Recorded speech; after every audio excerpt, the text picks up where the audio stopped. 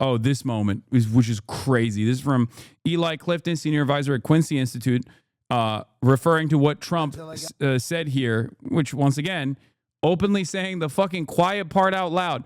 I actually asked Miriam Adelson, I'm going to get her in trouble with this, but I actually asked her once. I said, so Miriam, I know you love Israel. What do you love more, the United States or Israel? She refused to answer. That means it might mean Israel. Broken promises from many other American presidents, you know that. They kept promising. I never understood it until I got there. There was a lot of pressure put on these presidents. It was put on me too, but I didn't yield to the pressure. But every president for decades said, we're going to do it. The difference is I kept my promise and officially recognized the capital of Israel and moved the American embassy to Jerusalem. Isn't that right, Miriam? Look at Miriam. She's back there. Stand up, Miriam. Stand up. Miriam and Sheldon would come into the office. They'd call me. He'd call me. I think they had more trips to the White House than anybody else I can think of. Look at her sitting there so innocently. She's got $60 billion in the bank, $60 billion. And I think she's saying no more. And she loves Israel, but she loves it, and they would come in, and her husband was a very aggressive man, but I loved him. He was a very aggressive, very supportive of me. And he'd call up, can I come over and see you? I say, Sheldon, I'm the president of the United States. It doesn't work that way. He'd come in and we would do. Bro, literally, this is like, listen. Think about what he is doing to all of those other world leaders. Now think about who he actually behaves servile to. This is literally like, how do I sit around and act as though this is not like, how do I sit around and act as though this is normal in any way, shape, or form? This is the guy that all the Groypers loved, by the way. This is the guy that all the fucking, anti-Semitic Groypers who were like, yeah, that's my bold, brave president. He's over here in Israel being like, I love Miriam Adelson. She gave me so much money. She loves Israel more than she loves America, but that's fine by me because I also love money. I love money. I talk to them every day. I used to talk to Sheldon, and Sheldon would dog walk me. He would make me bark like a dog, a little dog. I'd go, hip, hip, like a dog. But they were very responsible for so much, including getting me thinking about Golan Heights, which is probably one of the greatest things to ever happen. The saddest thing is you all still voted for him.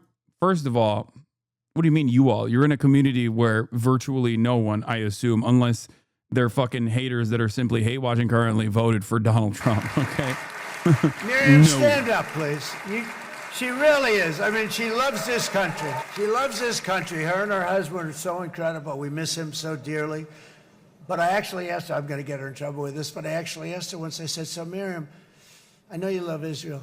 What do you love more, the United States or Israel? She refused to answer. That might mean Israel, I must say. I mean, that's crazy. That's crazy.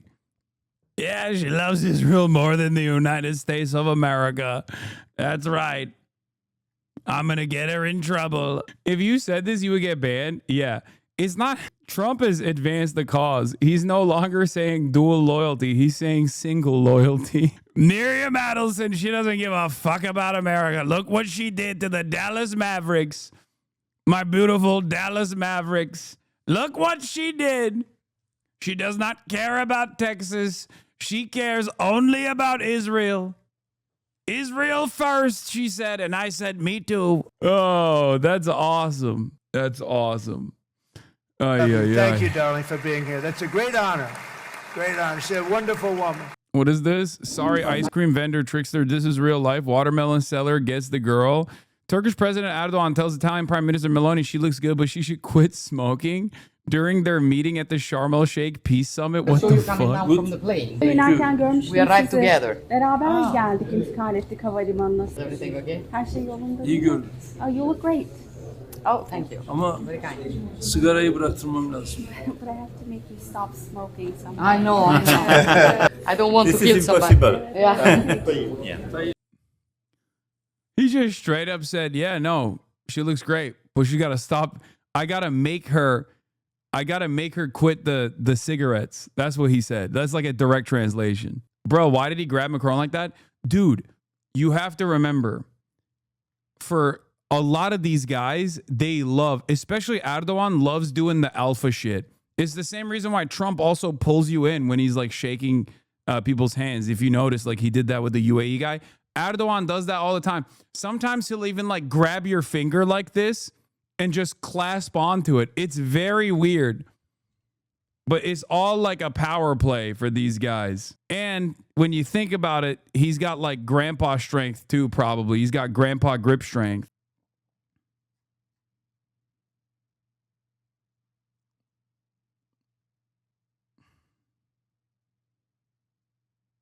The way they interact feels insane for heads of state. Out of the one of 70, why are his mannerisms that of a 100-year-old? I think being in charge ages you quite a bit. Galaksi liderine bak be. Reis. Erdogan. Anyway, there's always someone with a bigger dick in that fucking room. And obviously, while Donald Trump seemingly has the dominance over every single one of these nation leaders, ultimately, the guy that he is servile to is money first and foremost, and seemingly money coming from Miriam fucking Adelson. Pakistan and India are going to live very nicely together, right?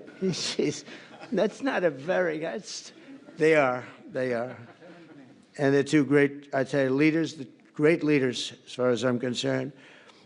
Indonesia, we covered, and I just want to say that... this is Erdogan doing the finger grab. This was to Macron, I'm pretty sure. Yeah. Macron tried to win the handshake battle. Erdogan turned it into a judo move. He does this all the time. It's so fucking stupid. It's so dumb.